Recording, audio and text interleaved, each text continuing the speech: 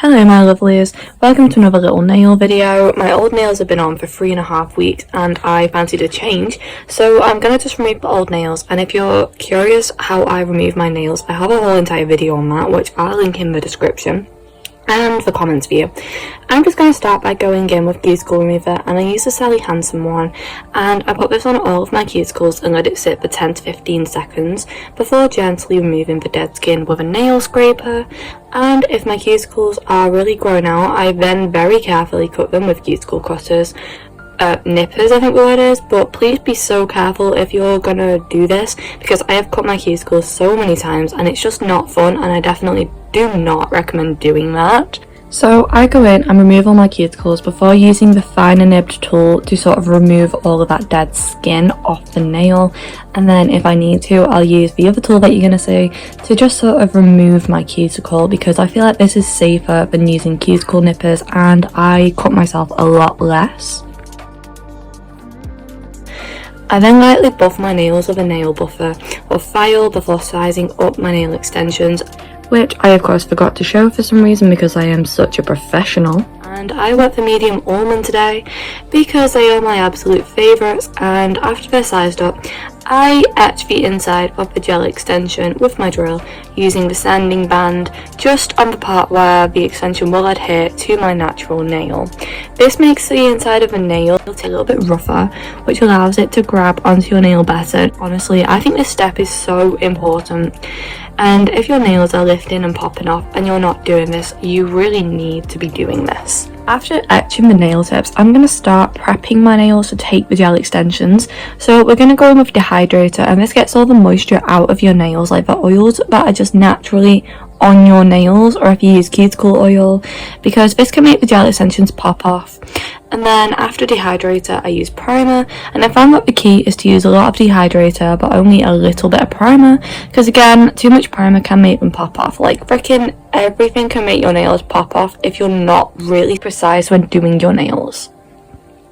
You can totally skip this next step, but now I'm going to do a thin layer of hard gel on my natural nails, and this just protects your nails and keeps them strong and healthy.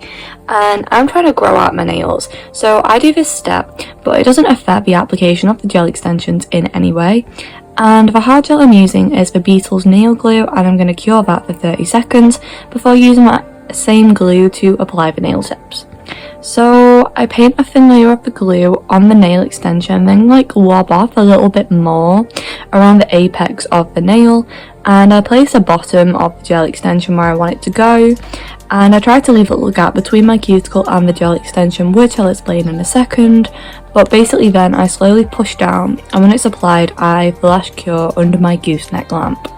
When they're all applied, curing that for 90 seconds, and this is where that little gap comes into play, because now I'm going to take my nail file and blend the line where my gel extension meets my nail bed.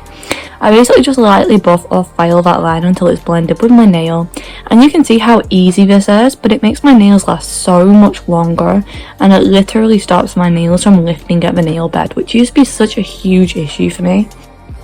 At this point I'll shape my nails if I want to, and usually I just file the sides just to make them a little thinner, because I feel like that makes my fingers look thinner for some reason, even though it probably doesn't.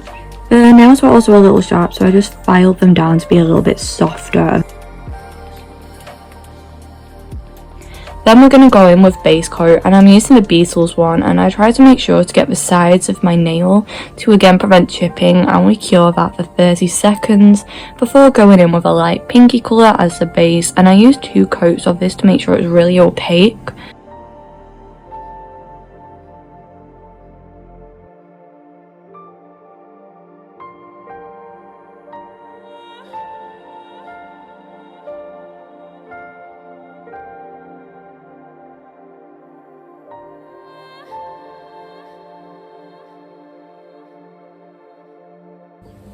And now it's time to start the design, which I was going on holiday and it's getting into summer now, so I wanted some cute summery nails, and I decided to go with flowers. So I started with French tips as per usual. I mean, you guys know I love my French tips, and today I use white. And for French tips, I mark out how long I want my nail to be, and make lines from where I want the tip to go down to, and sort of connect the two. I know a lot of people struggle with French tips, but honestly practice really does make perfect, and it will get easier every single time you do them. I am so much quicker now than I used to be, and that is just from practice. I also have a small dish of acetone right next to me. For when I mess up, I just take a thin nail brush, as you can see, dip it in the acetone and just remove the mistakes. It is that easy.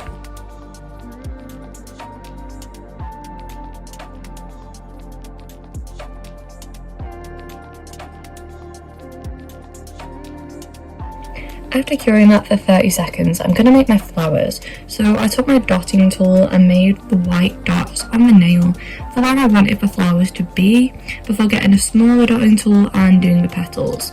This was super simple and easy, and then I used a small nail art brush to just perfect anything I didn't like. The first flowers I struggled with a little because I've never done anything like this, but it got a lot easier as I went on. But if I'm out of frame at all, I'm really sorry. It's because my focus was not on the camera, it was on the flowers and trying to make them look good, because like I said, I'm new at this. For the flowers, I used pink, orange and yellow, and they look so cute and springy or summery. I think the design was perfect for holiday and I'm so happy with them.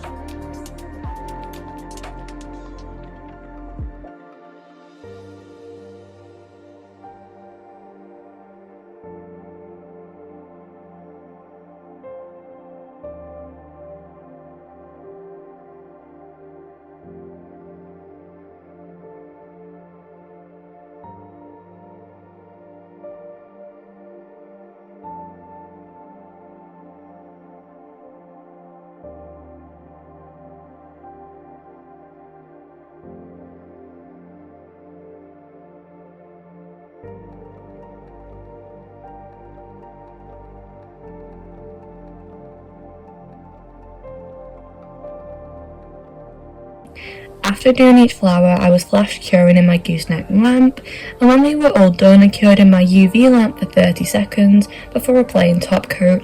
And I always try to really make sure I get the edges of my nail with top coat to prevent chipping or peeling, and then I cure for 60 seconds.